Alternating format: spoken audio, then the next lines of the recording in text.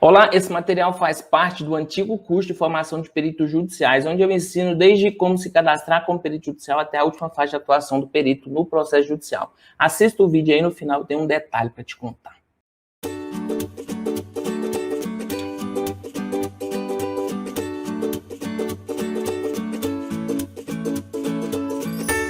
Agora que você já está elaborando o laudo técnico pericial, convém discutirmos um pouco mais sobre o papel do assistente técnico no processo judicial.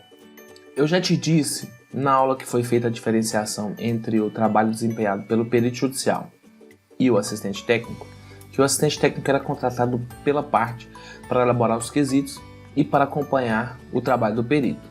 Nessa aula, eu quero aprofundar um pouco essa questão e também mostrar como deve ser o relacionamento entre o perito e os assistentes técnicos indicados em um processo.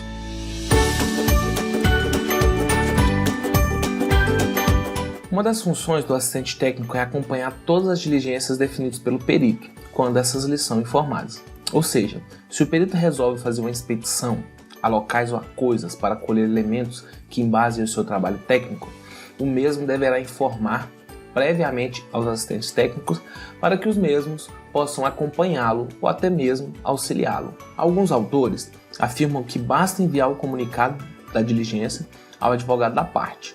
Ao meu ver, entretanto, o contato entre o perito e o assistente técnico deve ser feito diretamente, visto que ambos poderão trabalhar juntos na obtenção da prova técnica.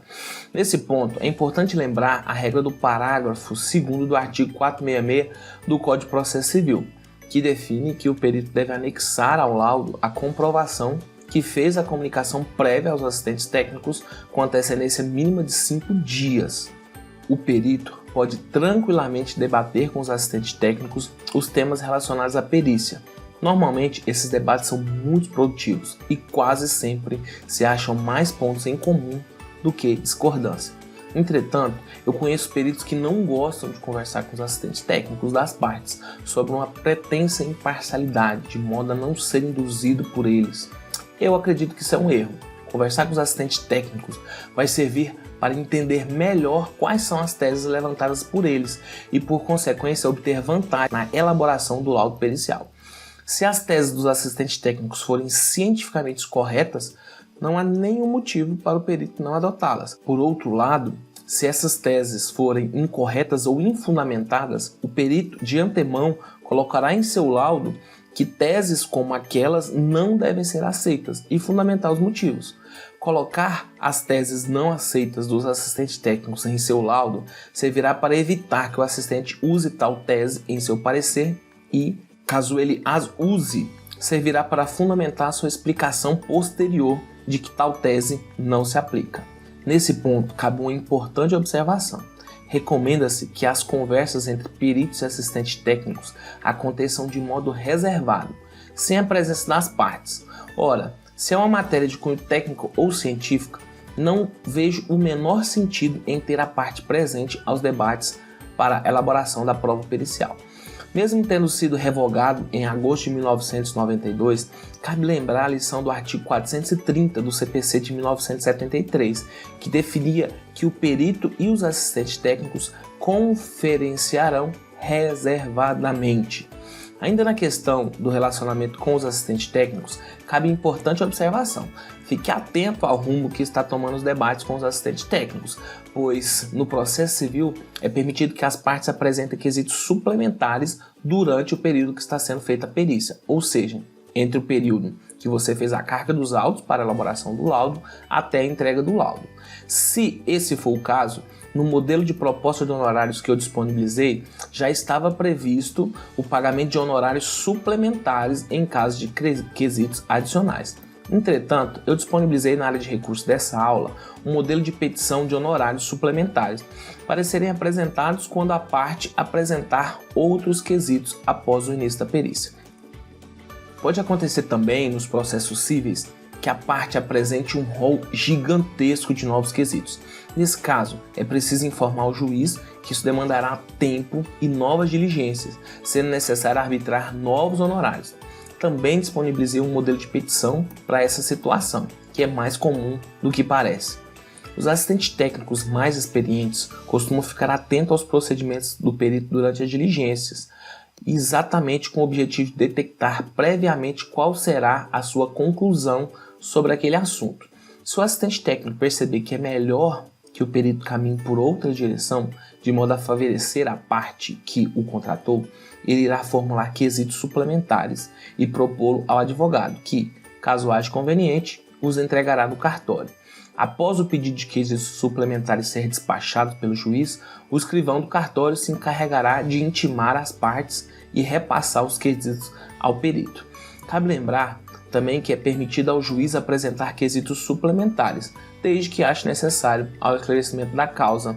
Em suma, se forem apresentados quesitos suplementares, cabe ao perito fazer uma nova petição solicitando complementação de seus honorários, conforme modelos que eu disponibilizei para você na área de recurso dessa aula.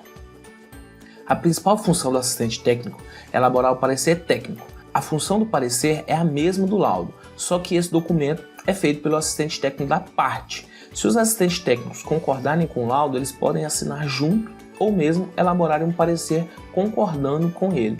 Nesse caso, o assistente técnico poderá citar em seu parecer trechos do laudo técnico como forma de reforçar aspectos favoráveis à tese defendida pelo advogado da parte.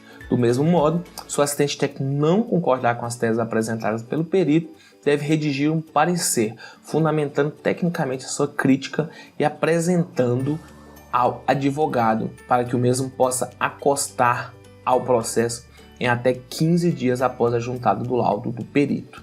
Na aula sobre como elaborar o laudo, eu te disse que normalmente o perito envia o laudo aos assistentes técnicos para que os mesmos façam considerações. Esse é apenas um ato de cortesia existente entre os profissionais, não existindo nenhuma regra nesse sentido. Entretanto, é preciso ficar atento, porque quando o perito envia essa minuta do laudo ao assistente técnico, o laudo pericial será entregue nas próximas 24 ou 48 horas. Portanto, se o assistente técnico quiser fazer alguma observação sobre o conteúdo do laudo, ela tem que ser feita quase que imediatamente. Por todo o conteúdo explanado ao longo do curso, pode parecer que a atividade pericial tenha dois lados, um do perito, que é patrocinado pelo juiz, e outro dos assistentes técnicos, que irá defender tecnicamente a parte que o contratou. Entretanto, o que se vê na realidade não é bem isso. Tanto o perito quanto o assistente técnico são profissionais qualificados na mesma área de atuação. Exatamente por isso, entre eles existirão mais concordâncias do que discordâncias.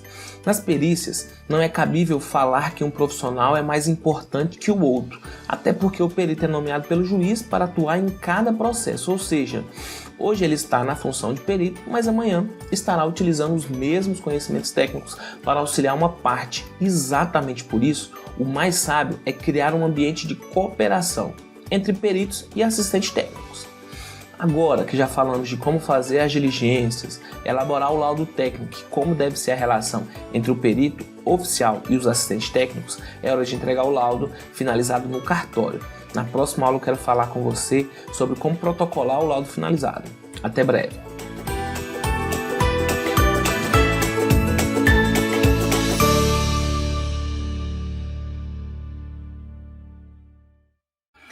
Esse curso, ele está sendo disponibilizado gratuitamente aqui no YouTube, você pode procurar no canal, tem vários outros vídeos. Por quê? Porque a gente gravou uma versão com qualidade superior desse curso, com mais detalhes, explicando todo o procedimento, desde quem pode ser o perito judicial, como se cadastrar, o que o perito judicial faz, o que ele deve fazer, o que você deve fazer quando for impugnado, o que você deve fazer para elaborar sua proposta de honorários. É o curso mais completo de perícia judicial que existe no mercado, agora disponibilizado numa promoção muito especial para você. Então clica no link aqui que está na descrição do vídeo para você conhecer mais sobre esse curso e eu te vejo lá dentro do curso. Um abraço.